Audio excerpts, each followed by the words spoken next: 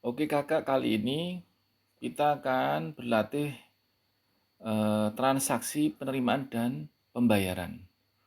Karena contoh kasus kita ini adalah jasa ya, di sini sekolah bisnis. Ini kita jelaskan pada prinsip kerjanya ya. Semoga nanti kakak bisa kemudian menyesuaikan dengan organisasi kakak atau usaha kakak. Kita langsung klik penerimaan. Kemudian ada pilihan di sini ya, kosong. Ini buat penerimaan baru. Kita klik penerimaan baru. Nah ini tanggalnya kita menyesuaikan. Misalnya tanggal 1 November kemarin ya, 2024. Referensi ini kalau kita klik dia akan otomatis membuat sendiri otomatis. Tapi kalau kakak punya nomor referensi sendiri, silahkan ditulis notanya atau kwitansinya yang mau disesuaikan, ditulis di sini. Tapi kalau kakak menyerahkan sepenuhnya pada sistem, ya kita klik referensi. Otomatis akan dibuatkan nomor oleh sistem manager ini. Kontak ini kita pilih karena ini adalah penerimaan berarti dari pelanggan misalnya.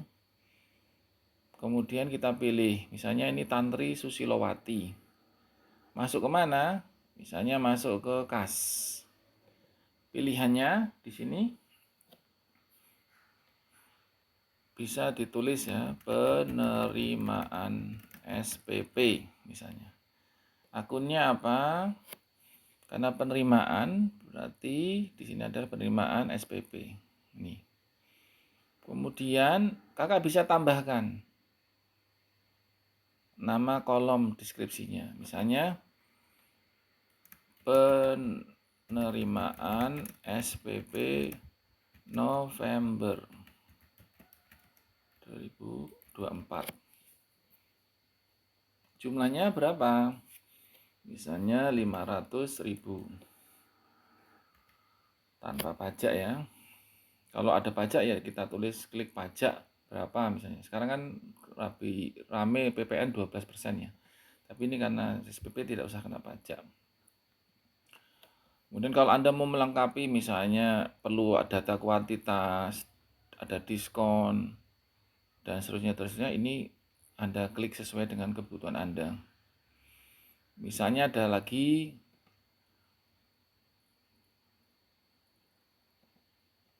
tambah baris misalnya. Misalnya ya sama, di sini penerimaan dana pembangunan, di sini uang pembangunan termin 4 misalnya. Berapa? Kita tulis 2 juta misalnya. Di sini 2 juta. Jadi total penerimaan 2.500.000 masuk ke kas. Nah, terus file ini kelebihan di sini ya. Ini bisa menampilkan dokumen pendukung yang akan kita tampilkan di sini. Yang akan menjadi dokumen bukti bahwa kita sudah menerima transaksinya. Bagaimana caranya? Karena saya belum punya kwitansi, nanti kita pegang dulu. Kita klik buat dulu ya. Kita klik buat. Nah ini dulu kan kita buat logo seperti ini ya. Ini nama sekolah saya, perusahaan saya. Terus kepadanya Tantri Susilowati Sidoarjo Ngemplak Sleman. Ini fakturnya ya. Faktur penerimaan tunai. Penerimaan SPP ini. Penerimaan SPP November dan uang bangunan tempat ini. Nah, di sini kalau Anda mau moto uangnya atau kalau bank misalnya bukti transfer, Anda bisa tambahkan lampiran di sini. Sebagai bukti, nanti ketika diaudit Anda bisa lihat kan, munculkan. Nah, ini kalau sudah Anda menginginkan dicetak, Anda klik cetak. Misalnya nih, saya mau nyetak, HP-nya udah otomatis, printernya yang kita biasa pakai ya. Ini kita cetak, Anda sesuaikan sesuai dengan kertasnya. Nanti kita klik print. Ini akan muncul sebagai dokumen yang akan diberikan kepada siswa dan kita simpan. Misalnya kita print ya 2 kali misalnya. Ini kita ganti menjadi 2 kali. Jadi ini sudah kita input penerimaan. Masuk kemana tadi? Ke kas berupa ini ya. Nah, sekarang kita lihat di ringkasan. Anda perhatikan di sini, penerimaannya masuk 2.500.000 dari siswa SPP 500, kemudian dari dana pembangunan 2 juta, masuk ke setara kas. Setara kasnya apa? Ke kas 2.500.000. Jadi ini sudah muncul. Nah, nanti Anda bisa input berikutnya. SPP-nya siapa lagi Anda tulis, uang penerimaan SPP siapa lagi Anda tulis. Ini kalau penerimaan. Kalau pembayaran, kita klik pembayaran, kita mau bayar tanggal berapa, misalnya tanggal 2 sesuai transaksinya. Referensinya, kalau dasarnya notanya dari pihak ketiga ya Anda klik nanti sesuai pilihan nomor transaksi atau notanya dia. Kalau enggak ya Anda klik referensinya otomatis dari sistem. Dibayar dari apa? Misalnya dari kas ke pemasok karena kita beli. Kalau umum ya Anda klik umum saja. Maksudnya ini tidak ada database-nya kita. Kita tulis misalnya pembelian ATK. Akunnya ya kita sesuaikan yang cocok dengan pengeluarannya ya. ATK ini masuk ke biaya percetakan dan list kantor.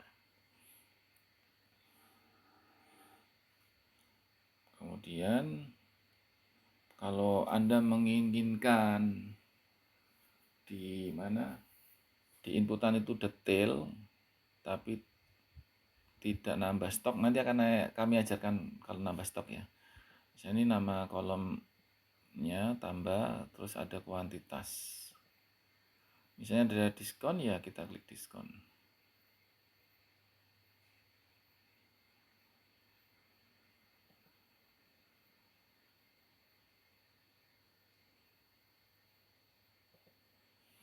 Ini misalnya deskripsinya kertas HPS A4 80 gram. Kuantitasnya 2, harga satuannya misalnya 45.000. 90.000 diskonnya misalnya 2%.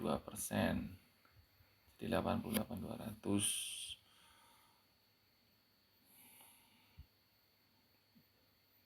Kemudian choose file ini kalau ada bukti transaksi ya yang kita file.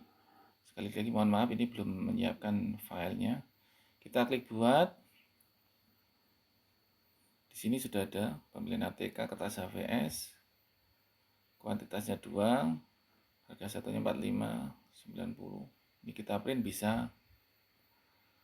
Ini kalau ada lampiran dokumen tadi di sini muncul aktif ya, karena nggak ada lampiran jadi tidak muncul aktif. Bisa kita print. Kemudian kalau misalnya Anda mau buat baru atau ini semacam pembelian berulang, nanti kita bisa klik pembayaran berulang. Ini sudah kita lihat sekarang di ringkasan. Penerimaannya tadi sama, sudah dikurangi pengeluaran ya. Pengeluarannya apa?